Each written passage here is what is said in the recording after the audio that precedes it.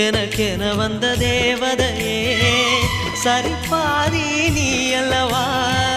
நடக்கையில் உந்தன் கூட வரும் நிழல் போலே நான் அல்லவா கண்ணன் கொண்ட ராதையர ராமன் கொண்ட சீதையர மடி சேர்ந்த பூரதமே மனதில் வீசும் மாருதமே நன்றி சொல்ல உனக்கு வார்த்தை இல்லை எனக்கு நான் தான் மயங்குறேன் என்னுடைய மனச தந்துவிட்ட பிறகும் ஏம்மா கலங்குற நெடுங்காலம் நாம் புரிஞ்ச தவத்தாலே நீ கிடைச்ச